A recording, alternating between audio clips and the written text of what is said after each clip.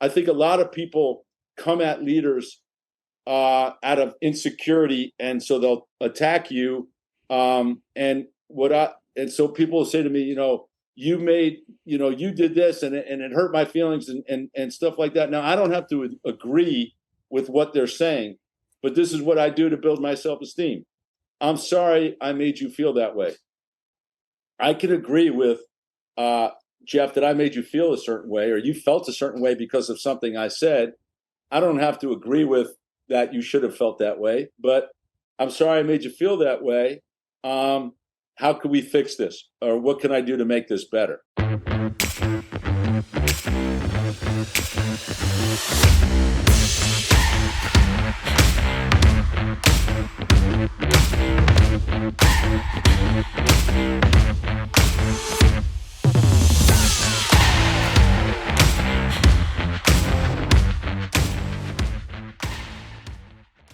Some people are wired like, okay, go ahead, tell me I can't do this. Go ahead, say it one more time, Mm-hmm. And I'm definitely wired that way. Yeah, we're all wired that way, Yeah. right? So I don't know if you need to be wired that way to succeed. I think you need to have a development of rejection proofing. The more rejection I take, the stronger I get. Yep. Right. I have this weird, I do weird things. Like I stopped drinking alcohol February 5th, 2022, just because I said I'm going to stop drinking alcohol. I did that challenge where you go, a couple workouts a day and drink a gallon of water and stop drinking. And then I kept doing it. I joined some ridiculous freaking F45 gym. I got 100 workouts in 110 days. I had the trainer tell me I'm going to break myself. I like doing stuff that tests my merit, my mental. Yeah, it reminds me of saying, like, if you lead with character, your reputation will take care of itself, and that's a character trait in you, right? Like, hey, if it's hard, I'm going to do it. If it's uncomfortable, I'm still going to do it. If it's the right thing, I'm going to do it. And yeah. So, Mike, I think, yeah, go ahead. I was going to ask you, talk if you don't mind, talk a little bit about what's the price you paid in those early days of your business. Meaning, what are some of the things you had to do? How did it go? Was it a lot of success out of the gate? Was it a lot of struggles? Did you spend a lot of time doing it? Did you kind of figure out how to? I mean, you were probably newly married at that time, probably didn't have kids yet. Maybe talk a little bit about that. I mean, when you have new people coming into your business right now. I just, what I'm gathering from you as you answer this question is you are who you are, and then you operate because of who you are, not because of some outside influences. Yep. Those outside influences, like you say, you take what's good and going to benefit you, but you don't change who Mike Pressler is. And it seemed like you've always had that core value about you, I guess, and it's probably guided. I just someone like yourself. There's other leaders too, but. It fascinates me. It fascinates me just how you did it. And I want to know more about how you did it because I wasn't around. I don't know when you joined the company. I was 2000 is when I joined, so I'm sure you were a lot earlier than that. You were like 2 when I joined the company. I joined in 85. Yeah. So you got to. I mean, my journey is a wild one, right? Like so, Jim Meyer, Carrie Ginsberg, Mike Pressler, Paul Sinofsky. Went to high school together, class of 79, Wayne Valley, class of 79. Jimmy joins. Carrie Ginsberg I was in the friend group, right? We were knuckleheads. These guys joined a business. I got to now line up underneath guys that I used to put in headlocks and make noogies and give Carrie an atomic wedgie. And, now I got to fall in line. So one sacrifice is I gotta swallow my ego and be coachable. So that was tough in the beginning. I had a good job that I hated, so I set a goal to make part-time money and save that money so that I could have a little emergency fund that I could quit my job. Right. So I started within 3 months. I started making as much money part-time as full-time. But I lost friends because people we walked into rooms and people go, oh, here comes the cult leaders. Here, oh, they drank. Oh, watch out. We had people telling girls, oh, watch out. He's going to try to recruit you. And, we lost friends. We got alienated. We were ridiculed. It was not an easy world. I hear people today complaining about credibility and stuff. In men, you have no idea what it was like. I would spend the first 30 minutes of a presentation digging out of a 3-foot hole to get to neutral before I could talk about what I could do for you. Mm-hmm. I had to overcome all this negative nonsense. So that was a pain. The other thing is we all have these nobody ever understands, I think, until you're in it, that everything you do has an ebb and flow to it, right? You're never as good as your last greatest accomplishment. You're never as bad as your worst thing that happened to you. Somewhere in the middle is where you really are, right? And so you got to temper your exuberance when you hire the great guy or you do the big close, and you got to temper your depression when that guy quits, because somewhere in the middle is where you are, right? So I learned that early on. I had some great success that then turned into some great failures. We went through some really challenging times. Art Williams left the business. There was mass chaos. People were running to jump off the ship like crazy. And, we stayed together as a firm little group of friends and said, well, where are we going? Where are we going? Let's dig in. So we stayed through some turmoil. The turmoil turned us into foxhole buddies, because you only know who your friends are when the crap hits the fan. That's where you're forged in fire. Yep. So those times actually made us stronger. And so I made some money. I lost some money. I had a decent income. I went backwards a few giant steps. And the question becomes, what do you do now? And the answer was, well, if I did it once, I could do it again. And so, Mark Marchesani was my replacement. In that replacement is some, big dudes. But I thought, gee, if I can do it once, I could do it again. And so that's what kept me going. I thought about getting a part-time job at one point, just because the money wasn't coming in the way I had initially expected it to. But I thought, well, gee, there's enough to do in Primerica to turn my part-time job into Primerica. So I broke my day in two. And my day was basically figure out how to get better at things so that I could make money during the day. And then I could create my long-term business at night, which was 4:00 in the afternoon, was recruit, train, and develop people who I could duplicate myself with. In the morning was get up, find some people, do some prospecting, do some interviews. But also I became good at asking people. I told folks, small businesses, one of the things I do is specialize in implementing plans for small businesses.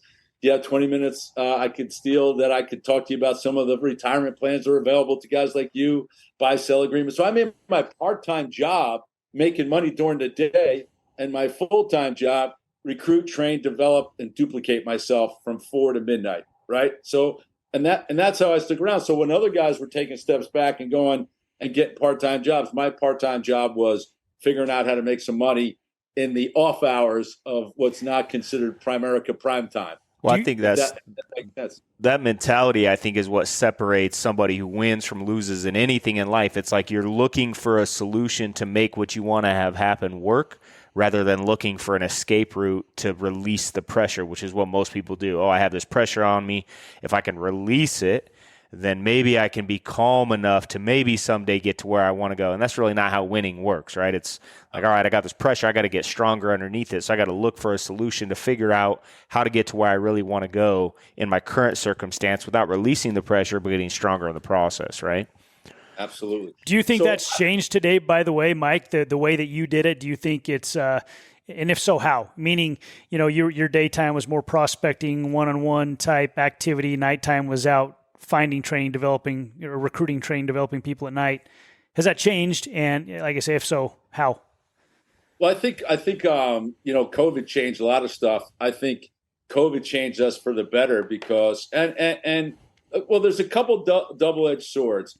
One is that I'll tell you that my upline. So Joe Enser was the biggest influence on Jim Meyer, right? So Jimmy was like a protege, and they were recruiters, right? So and they were also talking about six-figure incomes in 1985, which is like the equivalent of 300,000 or maybe more. And then if you looked at guys that were making six figures, we didn't have a big, broad product base back then, right? So, and think about this: 1977, I think, is when the IRA legislation was passed. 1981 was when the 401k legislation was passed. I come in 1985. No middle Americans had money sitting in reserve somewhere. There were no big ticket droppers back in 1985, right? So there's a message here. In order to make 100 grand, your mind said, I have to have people.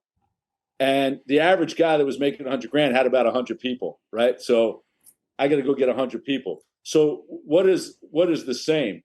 The same is you gotta do whatever you got to do to stick around here long enough to become wealthy, right? So you have to scrap and scrape. There's more. What's changed? There's more things to use to survive until you thrive here, right? You can become an expert in a bunch of different things while you're building a business, as long as you make sure that your ultimate goal is distribution, so that you make yourself unnecessary in your business at some time.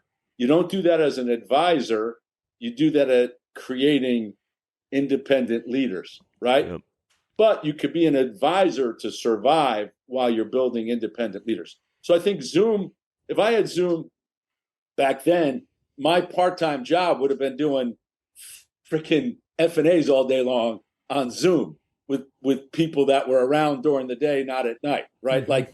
Like our kitchen tables were usually done husband and wife dinner time, right? That was, or after dinner time.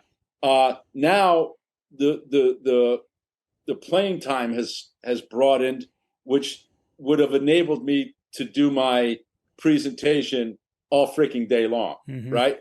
So now I think there's just more ways for you to kind of invent your ability to survive here until it clicks and you start to thrive. But the mental picture for me always was this. I was a salesman in my past job.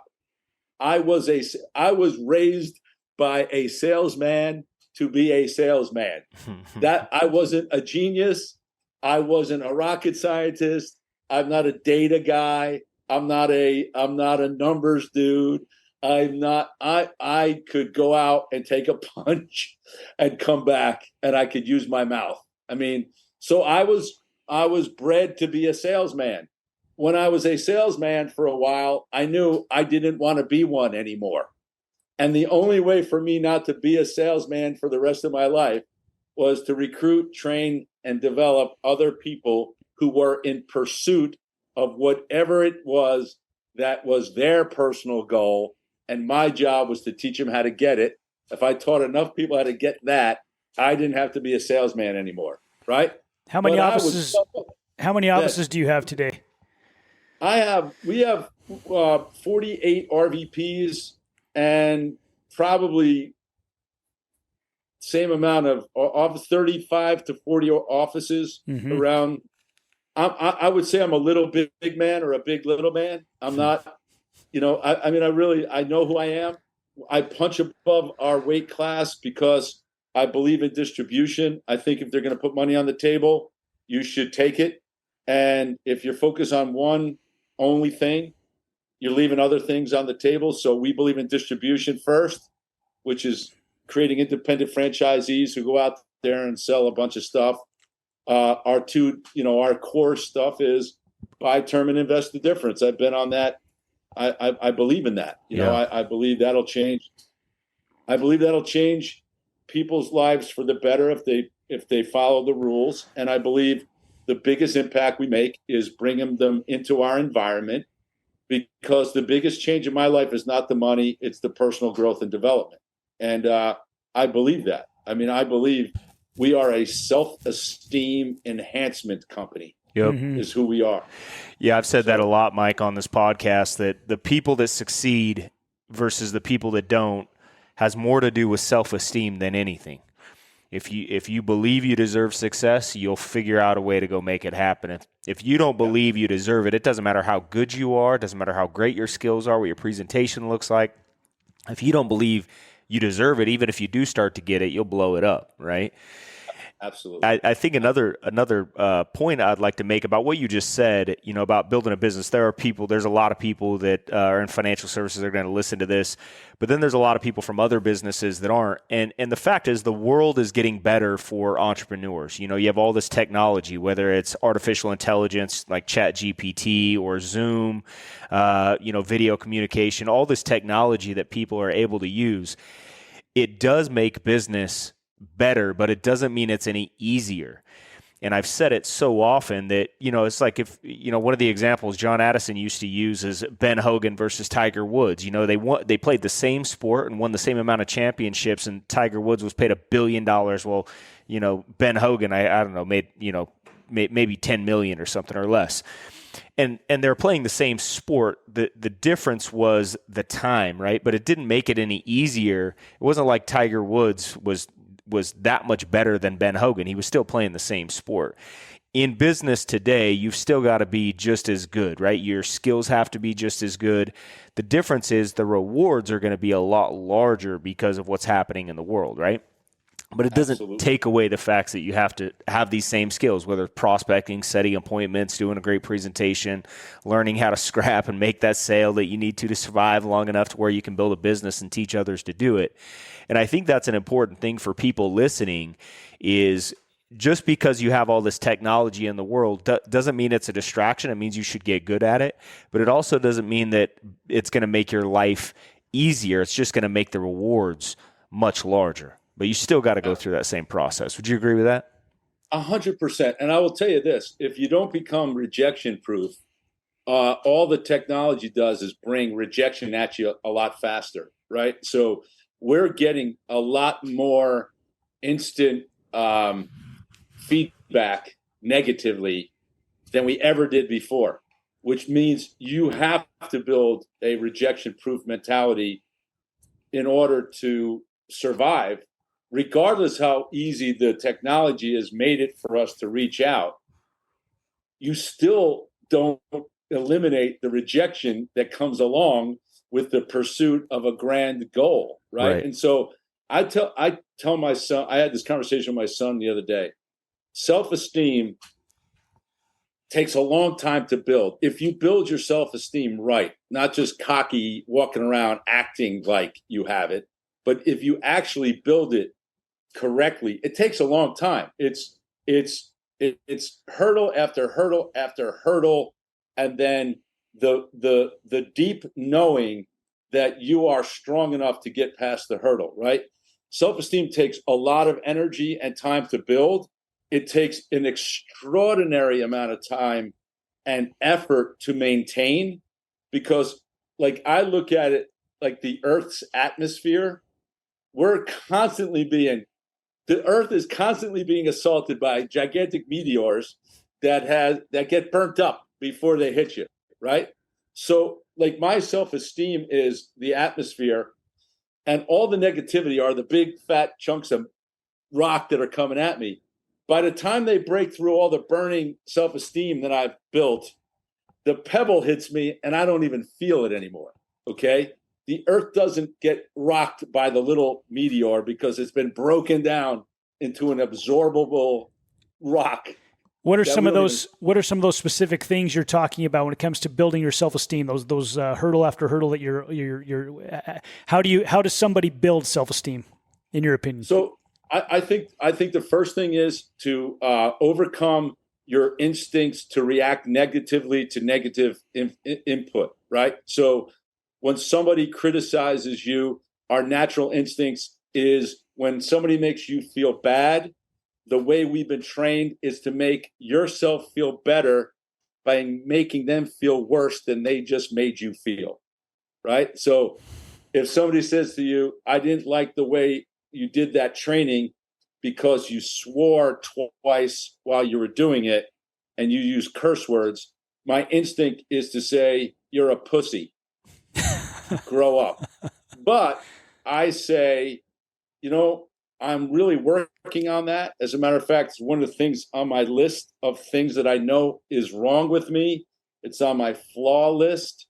And I'm trying, and I think I'm doing a lot better than I used to, because I used to drop a lot more curse words than I do now. But obviously, I haven't gotten all the way there. So I appreciate you bringing it to my attention. I want to thank you for having the courage for doing so. And would you make sure that when you see me speak, you come and tell me how I did from now on, right? Yep. I also say things like this when people come at me.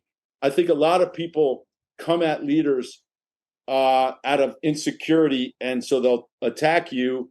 And so people will say to me, you did this and it hurt my feelings and stuff like that. Now, I don't have to agree with what they're saying, but this is what I do to build my self-esteem. I'm sorry I made you feel that way. I can agree with Jeff that I made you feel a certain way, or you felt a certain way because of something I said. I don't have to agree with that you should have felt that way, but I'm sorry I made you feel that way. How can we fix this? Or what can I do to make this better? I don't attack back. And my instinct is to attack back. I worked in bars, man. I was a scrapper. Like I don't walk away in my normal life. I don't walk away usually. But I developed the ability to say, I'm sorry I made you feel that way. I've developed the ability to not succumb to my instincts to, oh, you just made me feel bad. I'm going to destroy you. And that's how I'm going to feel better. I feel better and I build my self-esteem by, when you're done, you walk away and go, that guy is actually a cool guy, man. I really took a shot at him. He handled it well. I love and this. I know, and looking back, that's strength to me. Like I've had people ask me, like, how do you put up with that crap? Because I know who I am. Yeah.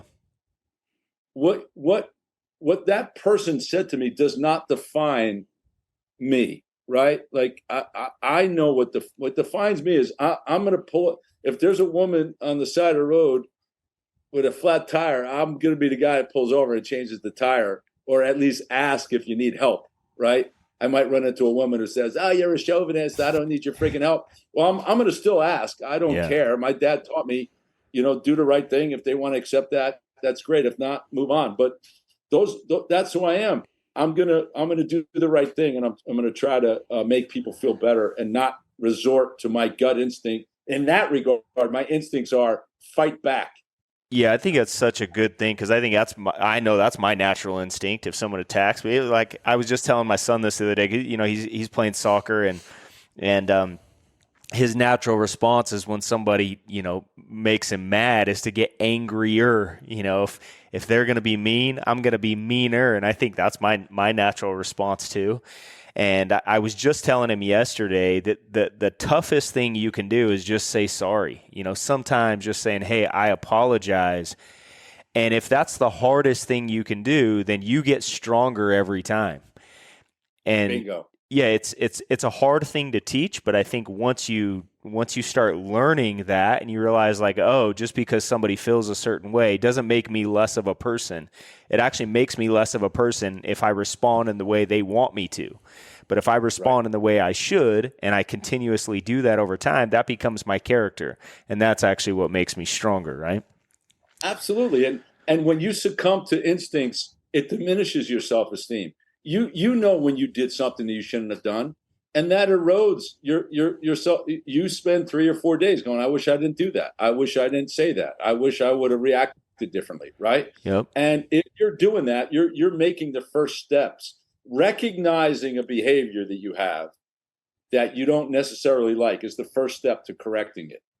And then that's when discipline shows up. What's that? I said, and then that's when discipline shows up. So that's when discipline shows up. Yep. You confront this, hey, I need to change this.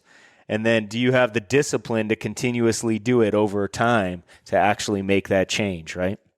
It's funny, like in the business we're in this people, you guys, we were in this people business, right? And I talk about patience, tolerance, acceptance. I mean, I'm a believer in I'm not here to tell you what you're supposed to be. I'm here to ask you what you want to be and help you get to be that, right? Yep. Like, who the hell am I to tell you what you're supposed to be?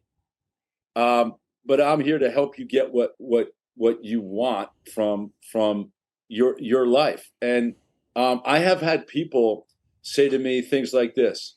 So like I believe being on time is something that shows respect, right? So it's a pet peeve of mine. I get on these podcasts. I'm like 45 minutes early because I don't want to be the guy that. I heard you were like 3 hours early today because Jeff gave you the wrong time. I was on yesterday. He really was almost. It was. I really don't want to be the guy that you two guys are sitting there going, all right, where is he? Yeah. So, but I've had people say to me, well, you don't understand. My culture is always late. My culture is always late. I'm like, see, I'm not buying that crap. That's a personal decision to go along with a cultural stereotype, right? Yep. I've had people say to me, we're hot-headed, right? You got to understand something. My people are hot-headed. Are your people hot-headed or are you hot-headed? Because your people, your culture aren't with you telling you to make that instant decision to be a hothead. When you blame outside forces for your responses and your reactions, you just gave up personal power. Yep. You get such a when good you term. have a victim mentality, when you have a blame mentality, when you have you don't understand, my culture is late, my culture is hot-headed, my culture has no patience, we're direct. That's just a way of you saying, I don't want to change, because change is freaking painful. The most painful thing that I ever do is change. I would take physical pain over mental pain every day of the week. But Absolutely. The mental pain of change is the thing that gives you the most personal growth. Mm-hmm. And the problem is, and look, here's the reality of this. We are all the 5-year-old boys. The three of us are the 5-year-old boys who got made fun of in kindergarten, maybe, or the third grade guy who had a crush on the girl 3 tables away, but Jeff got her instead of you. All that is still who we are. Mm-hmm. And I'm the first one to tell you, I've got doubts, fears, frustrations. It's what courage is action in the face of fear, not in the absence of it. Right. If you are too clueless to realize you're in danger, you're not brave, you're stupid. But if you act like those guys that ran into the building on 9/11, I watched the remembrance videos because I never want to forget. And I ask myself all the time, which direction would I run in if that hit the fan? I actually know the answer because I'm an idiot, but I know what I'm smart enough to know I'm gonna probably die doing that. But I know I've come to the age of 62 knowing my DNA says run that way. It's probably easier for me to say, but I've done stupid stuff that put me at risk for others. So I kind of know a little bit about. But I look at that. I look at those guys that are carrying 80 pounds of pack with hoses on their backs and looking at each other, basically saying, hey, Brennan, I love you, buddy. Probably is going to be the last time we see each other. Head up the towers. Mm-hmm. That's courage. That's bravery. Everything that we do in fear and do anyway is bravery. And is everything you do in fear and do it anyway is self-esteem building. You guys don't believe this. I've told the story I had a phobia about public speaking. My heartbeat would raise. The first time I was forced to do it, I froze. I hyperventilated. I got dizzy. Carrie Ginsberg grabbed me, put me in a chair. I told those guys, I'm going to leave the business if it entails you putting me in front of a room. It took me 3 years of being hypnotized and acupuncture and tapes. I had subliminal tapes of whales making love while somebody underneath it was saying, you are a public speaker. You love public speaking. I did everything. And the only way I got through it was I got immersed in it by accident. And after I didn't die, I expanded it. And it took me about a solid year of just talking face to face with one, staring at Jeff Fieldstadt in a room of 200 and ignoring the other 199. Yeah. And people thinking that I was mentally ill because I'm staring at Jeff, and Jeff Fieldstadt being in the audience going, he couldn't even blink because I'm staring at him with this, but I did. So like one of the greatest accomplishments in my life was getting up in front of 20,000 people and talking off the top of my head after having a phobia where my heart almost died. I got freaking AFib from speaking. No, people say, I get nervous when I speak, and then they get up there and go, I'm going to just tell you a little bit about my history. You ain't I'm talking about a phobia, right? Nothing has built my self-esteem more than being able to get up every freaking Wednesday night behind you here. I do meetings down in this room and down the hallway, and I got a little heart palpitation going on, and I got to go into my little healthy cocoon and say, you can do it. You can do it. And every time I do it, and I've done thousands of them, it's an overcoming of fear and a self-esteem boosting opportunity. The easiest thing to do is run away. Yeah. But that's the worst thing to do because that diminishes who I am and prevents me from doing the next great thing. So love it. Well, if we can end with this, Mike, we were saying before, you've made a ton of money for a long time and, you've built this incredible business, made a lot of money. And one of the things that I really respect about you is the man you are, but also your family, right? You've got an incredible family, great kids, great relationship with your wife.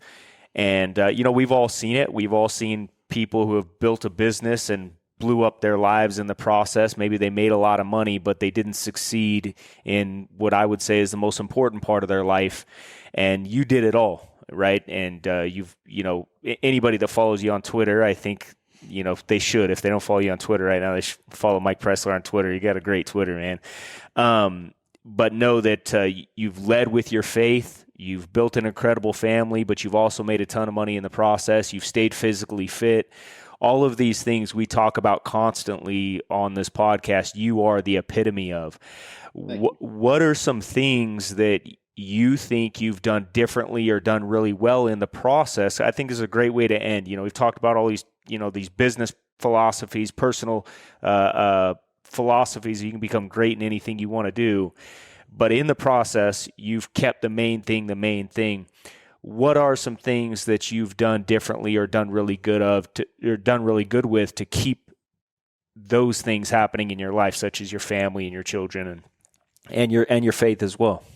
Well, thank you for the kind words. Look, I'll give you an example. Years ago, there's guys that come and go in our business that do phenomenal things, and I try to talk to people about don't compare yourself to a rocket ship. Like rocket ships take off, they look beautiful, they're all sexy. No one sees them blowing up in the stratosphere. Nobody sees them crashing into the ocean.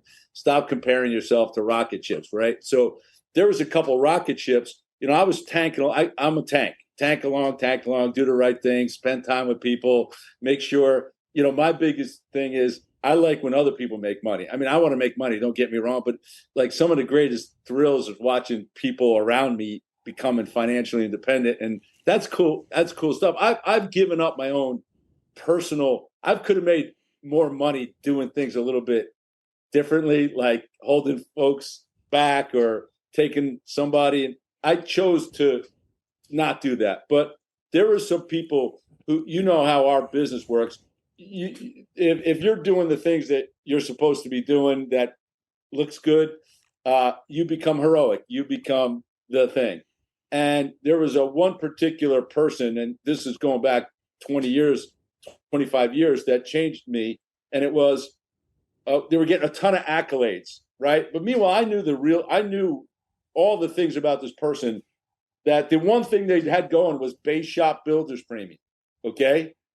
And if you remember, there was a time where we had voice messaging, go solo, voice tel, and this guy was all over it, and he was taking shots at, like when you take a shot at Bob Wisson, it's like taking a shot at Thomas Jefferson or George Washington. Serious. Like, I don't like disrespectful people. Like, those guys are the reason we're here. Yeah. Please don't take a shot at our founding fathers. This guy was taking shots at people.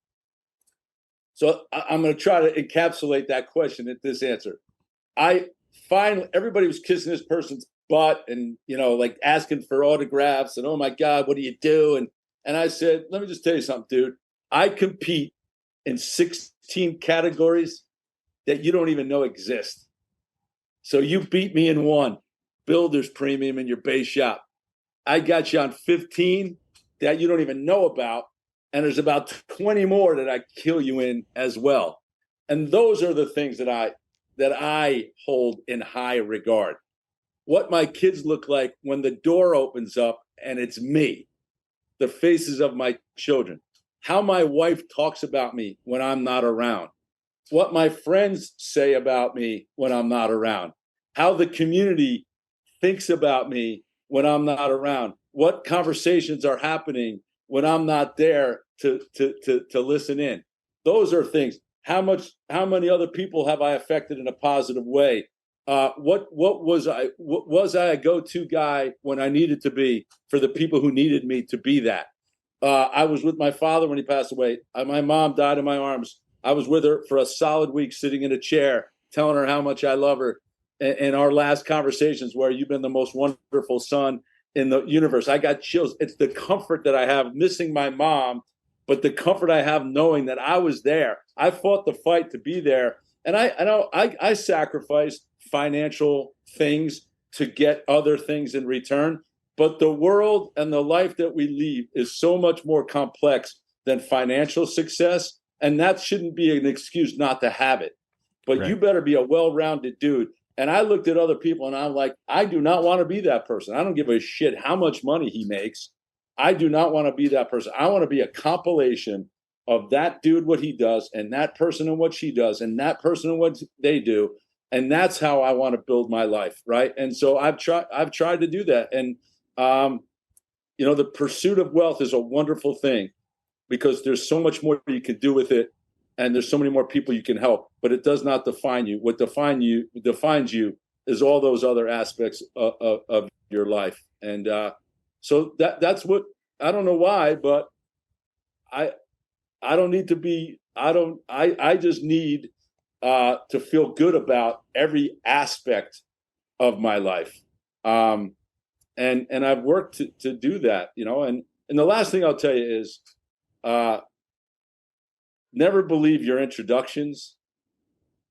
Never believe what they say about you, whether it's in Primerica or whatever business you're in, and you're at the top of your game, and they're telling you all this stuff. When we're in a business where they broadcast you, and you're comparing yourself to their highlight reel, right? No, PFN never came to my house to watch me cry into my hands in the shower.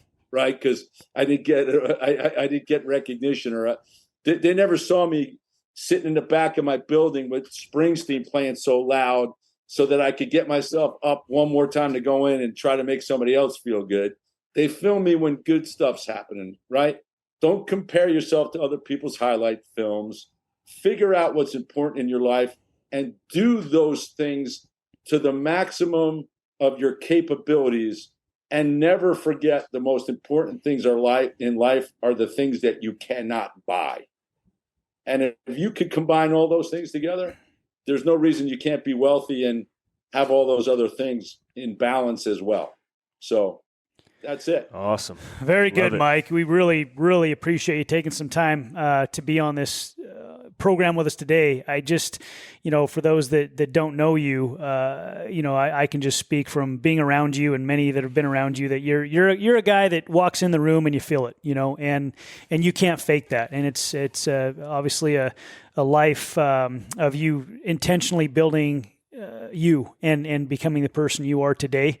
And I just hope that those who listen to this today don't just listen to it, but go and apply these principles that you've taught us all. I'm going to do my best to work on a lot of the things that you talked about today. I'm definitely enriched and going to be a better person for hearing this. And we really appreciate you for being on here. I mean, we all built our businesses in the same company. The company's so big that we don't always get a chance to get to know each other real close, right?